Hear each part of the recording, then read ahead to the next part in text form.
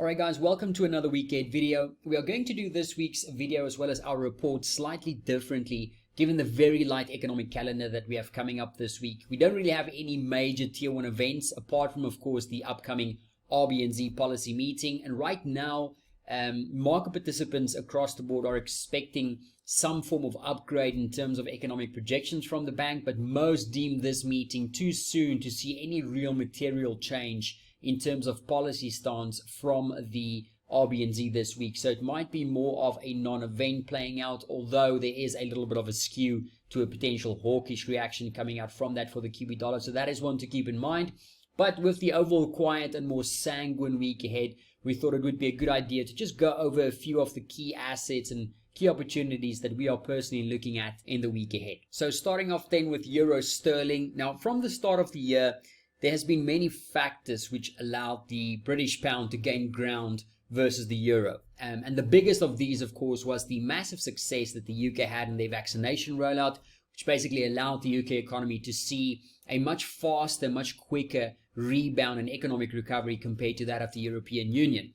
Now, the dismal start to the EU's vaccination program from the start of the year saw a big divergence develop in terms of growth and policy normalization expectations between the UK as well as the EU. Now, even though the UK is still well ahead in terms of vaccination rollout, the EU plans to basically have 70% of their adult population vaccinated by July. And that, of course, means that the vaccination advantage has largely diminished over the last couple of weeks. Now, even though things are looking better for the EU right now on the vaccination side, the divergence in terms of monetary policy still has some room to run, in our opinion.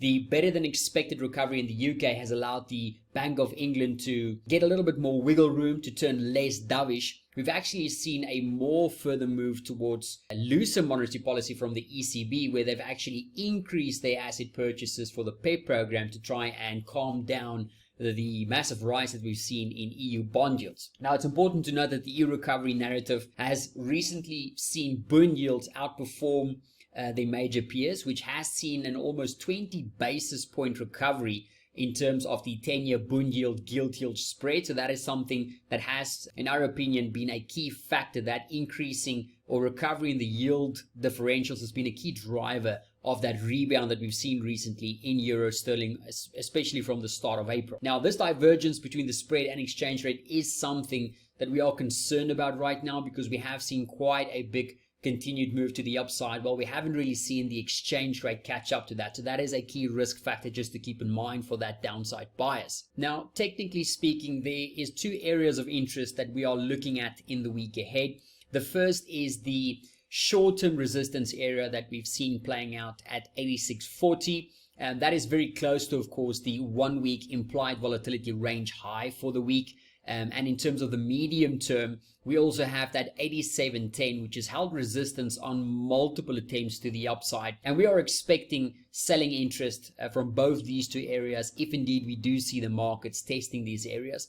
There's also a very interesting trend line, of course, extending from the low going back to the 5th of April, with support also coming in on the 12th and also support coming in on the 21st of May. We would expect any additional selling interest on a break, a close, and a follow-through from this trend to also play out. Something important that we are watching. In terms of the implied volatility, very interesting here to see that we do have an implied volatility discount right now, as well as negative 1 month and 3 month price momentum. And that, of course, does favor further downside for the pair as well.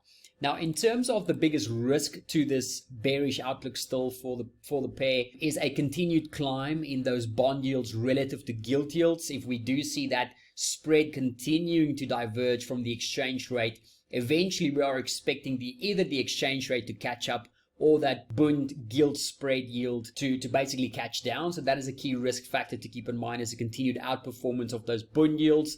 And apart from that is also a consideration if we potentially see some slowdown coming out in UK growth data. We've seen better than expected data across the board for the UK, but if we start to see that slowdown, that can obviously also diminish the advantage that we have right now, or still expect, for pound versus the euro. Right, so sticking with the pound then and looking at pound yen also in the upcoming week, as we've explained, the outlook for pound remains favorable on various fronts, whether we're looking at the vaccination rollout, the reopening momentum we've seen, the recent positive surprises for multiple data points, and the increasingly less dovish Bank of England. Now, apart from that, we also have Brexit fears, which of course largely abated. Many participants view UK assets as more attractive right now, especially from a valuation point of view, both on the FX as well as the equity side. So any type of additional capital inflows coming into the UK from investors which previously thought there was too much risk is obviously another attractive factor that we do need to keep in mind. Now, as the outlook has improved,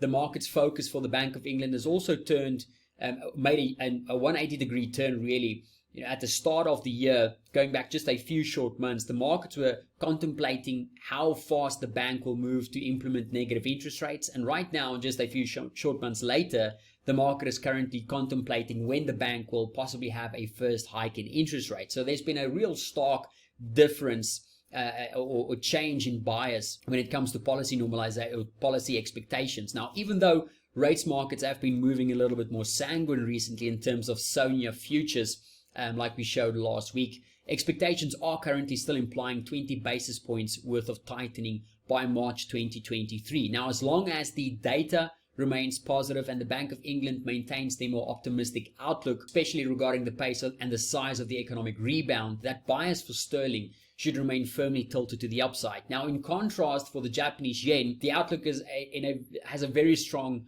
or stark contrast to that of the pound. And there's really been two key drivers that's created a lot of downside for the Japanese yen over the last couple of weeks. The first one, of course, has been the outlook for the global economy, that risk outlook. And the second one has been higher US nominal bond yields. Now, the massive amount of fiscal and monetary support that we've seen from governments as well as central banks around the world has really seen one of the fastest and most robust post-recession recoveries on record. We've seen some of the highest economic data points on record. It's really been a big recovery, and this ever increasing risk outlook for the global economy has been one of the key downside drivers for the safe haven Japanese yen. You know, as long as equity markets remains frothy, it should continue to weigh on that safe haven aspect for the Japanese yen. Now, the other driver that's been very important, of course, has been that sharp run higher that we've seen in US bond yields over the last couple of weeks, over the last couple of months, which should continue to remain a negative driver as long, of course, as US 10-year yields remain supported. Now, looking at the pound yen then, that upside bias is very much in place right now.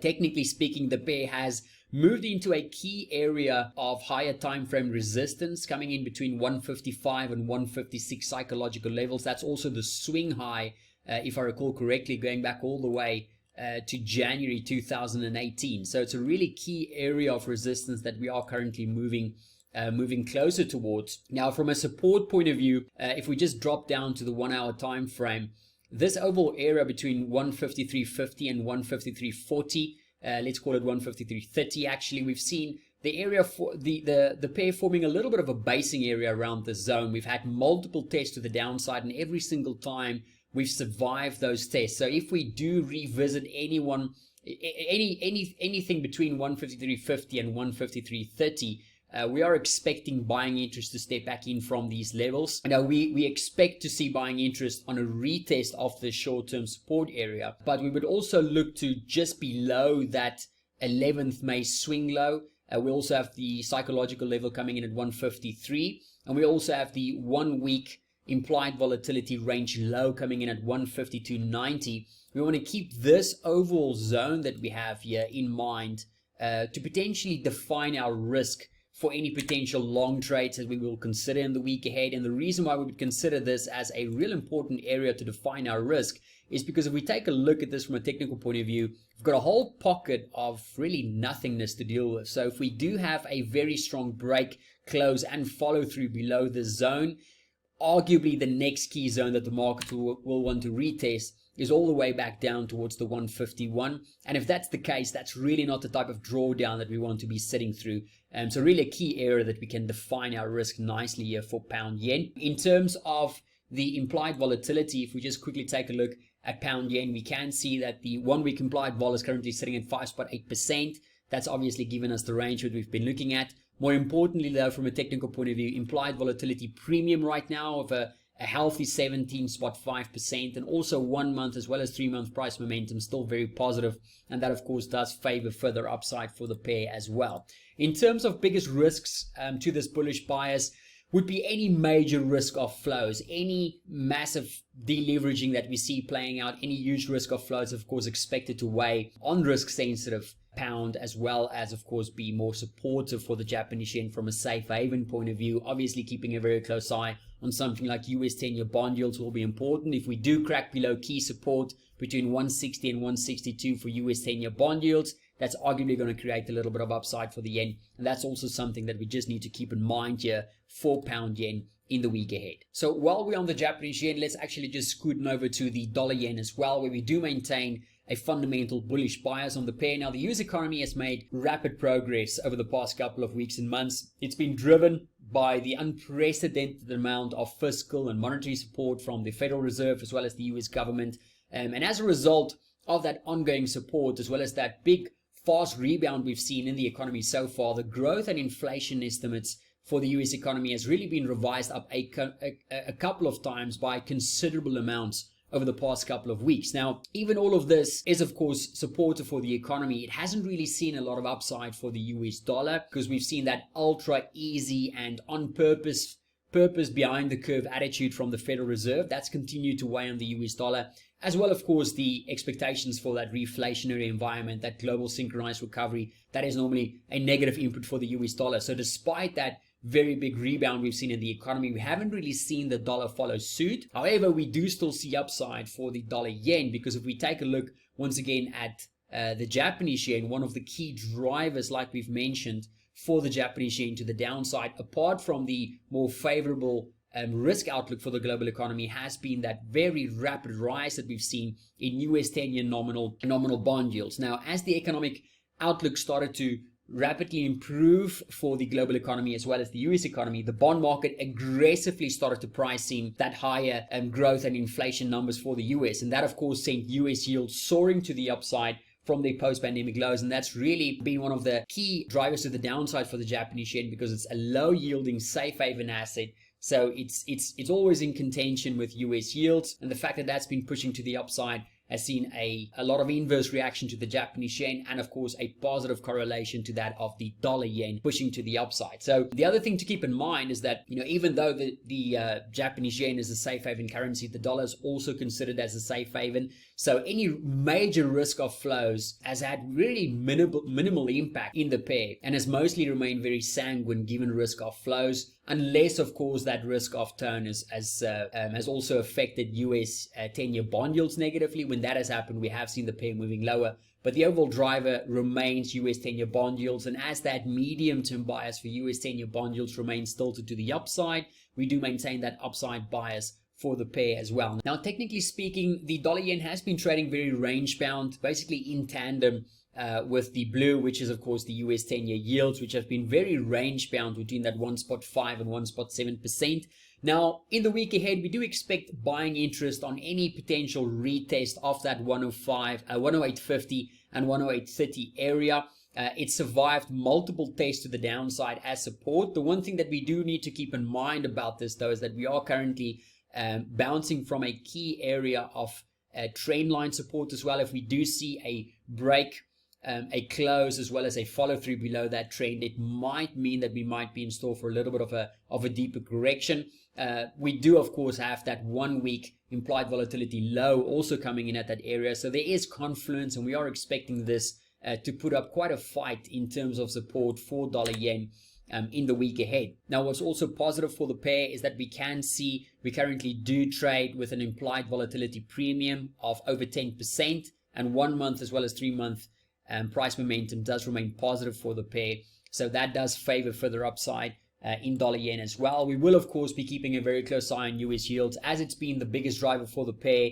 Any major sharp moves up or down in US 10-year yields will affect the pair, and as we explained in our videos last week, if we do see yields breaking below and following through with any moves below 162 or 160, which is key support for US 10-year yields, that might be enough for us to go ahead and potentially use that as a hard stop to get out of the way in terms of dollar yen, because that might signify a slightly deeper correction in play coming in for dollar yen. So that's a key barometer that we'll be using in the week ahead. So WTI is another interesting one. The oil market has been well supported over the last couple of weeks and months. We've seen quite a recovery, of course, from that pandemic lows that we were trading in last year.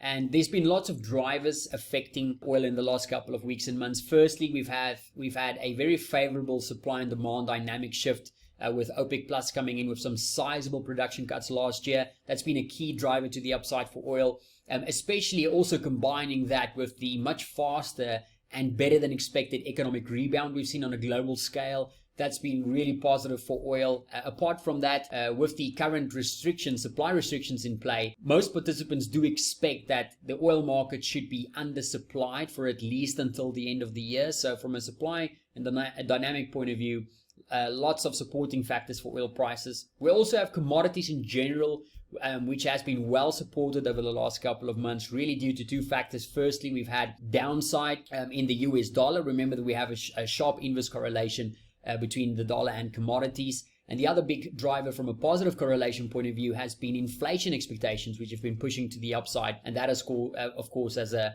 big impact on the overall trajectory for commodities. Now, in the short term, oil markets has seen a little bit of jitters coming out, especially on the supply side of things, because we have seen some positive progress made in terms of the Iran nuclear negotiations, which is taking place in Vienna, of course. Now, last week on Thursday, we saw Iranian President Rouhani coming out saying that there's been a main agreement has been reached, and the US is willing to obviously come back into the deal and willing to lift all the major sanctions against Iran. Now, the reason why that saw downside in oil prices, immediate downside in WTI, is because of the expected supply that Iran is expected to bring back online after all of those sanctions is lifted. So currently, estimates are between 700 and 800,000 barrels per day being supplied by Iran, and the estimates expect that to climb back to close to 3 or 4 million within the next couple of months, barrels per day, that is. So that's a lot of additional supply coming in, and in the very short term, it makes sense from a sentiment point of view to have seen a little bit of a shock to the downside in WTI. What's more important about the short-term shock that we've seen from these Iran comments, though, is that majority of market participants view any nuclear deal-inspired downside in WTI to be mostly short-lived. And the reason why they say that is because they still deem, based on the OPEC Plus cuts that's set to continue, based on the massive pickup that's expected in terms of global demand for oil, the market should be able to fairly easily absorb that additional Iranian supply. And that's why we haven't seen more downside coming into WTI on the back of these comments. So looking at WTI then from a technical point of view, it has been trading very range bound between 58 as well as 66 to the upside, really from March. Now we expect buying interest on any retest of that 62 as well as that $58 per barrel levels. The 62 level is especially interesting in the week ahead, especially after last week saw a solid rebound from that psychological level. And that's also in the week ahead, according to Friday's data at least, that's also the 1 week implied volatility range low coming in at that psychological level. So we do have some technical confluence playing out at that level. Now, what's interesting here is that even though implied volatility for WTI is currently trading at a premium, it's a very, very shallow one. And we have seen a very negative development playing out in terms of the price momentum. So not really a lot of up or downside that we can derive from that implied volatility as well as price momentum. What is positive though is we take a look at the chart once again. We've seen OVX, which is of course oil volatility, that's continued to drift to the downside. And as long as that drifts lower and we don't see any major breaks to the upside, especially trending moves to the upside, as long as we see that trending move to the downside continue, that should from an implied volatility point of view at least, imply further upside for prices. Now, in terms of risks to that fundamental bullish outlook for oil, short-term wise, this week does see a resumption of the nuclear talks, and that of course does pose a lot of two-way risk for WTI, so that's an important one to keep in mind. Apart from that, in the bigger picture scheme of things, we do need to keep a very close eye on the US dollar.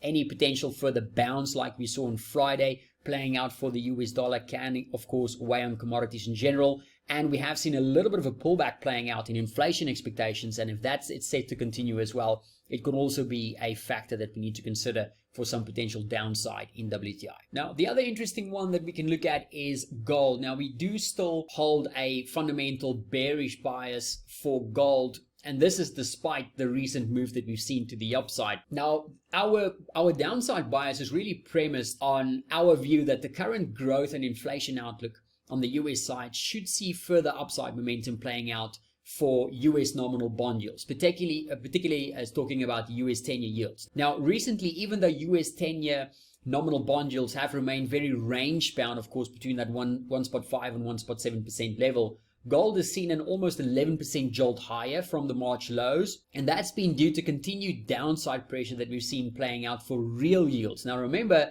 the cost to carry something like gold is largely influenced by interest rates. If you have a lower real yield, basically nominal bond yields minus inflation expectations, when you have a lower real yield, that means that you have a lower cost to carry something like gold, and a higher real yield means there's a higher holding cost for something like gold. And that's been a key reason why gold has seen such a strong inverse correlation, of course, with something like real yields. So while nominal bond yields have been very range bound, inflation expectations have continued to push to the upside, and that's placed lots of downside pressure on US real yields, and that's been very, very supportive for gold. Now, the other factors that's also been good, of course, for gold, along with other commodities, has been that downside pressure we've seen in the US dollar. Now, even though the medium-term bias for the US dollar remains tilted lower, we don't think the Fed's sanguine response to the economic recovery and momentum we've seen, and their sanguine approach towards potential tapering, is something that will last indefinitely. You know, most participants do see the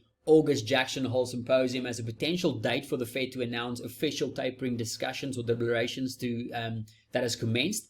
And once that happens, the Fed, alongside the economic outperformance we've seen in the US economy compared to other economies, we are expecting that change in Fed policy alongside that economic performance to see that very negative medium-term bias that we've seen in the dollar really from May last year. We do expect that to fade, and we do expect the dollar's fate that you could potentially be changing in the months ahead if we do, of course, see the Fed moving forward with tapering discussion. However, what's important to keep in mind is that even though the medium-term bias for gold does remain tilted to the downside, you know, we are very, very patient with this market right now, because without any sizable moves higher in US real yields, we don't really want to be looking to re-engage gold to the downside. We are waiting for not only nominal yields to start showing a little bit more life back to the upside, but we really want to see some upside momentum playing out in real yields before engaging gold to the downside. Now, technically, what's also important here is that gold has broken out of a major area of both trend as well as psychological resistance at that 1860, and we have that trend line extending from August as well as January 2021, August 2020, of course. So we've broken out of a key area, we've retested it, and we've pushed back to the upside. So technically speaking, things are looking very, very bullish. Apart from that, you have your 1 day, 1 week, 1 month, and 3 month price momentum all pushing to the upside. We've got a growing implied volatility also playing out for gold. So from a technical point of view, things are looking very, very bullish right now, which means, again, lots of patience is required right now with a bearish view on gold. Again, the focus remains on real yields. As long as real yields stay pressured, the path of gold remains tilted higher, but our bias remains tilted lower, as the bias for nominal yields as well as real yields haven't changed and is still tilted to the upside for now. So again, in terms of risks, because US nominal and real yields are the biggest driver for gold right now, it's also the biggest risk for gold. And for that bearish outlook, we have key support